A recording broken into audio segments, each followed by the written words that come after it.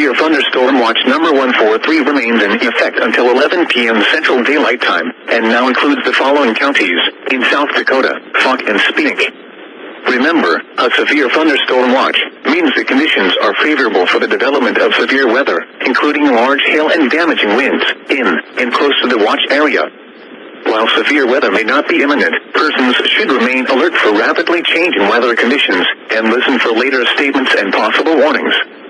Stay tuned to NOAA weather radio, commercial radio and television outlets, or internet sources for the latest severe weather information.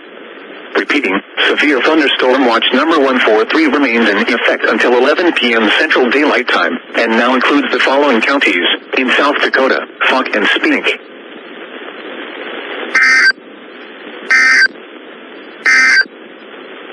Severe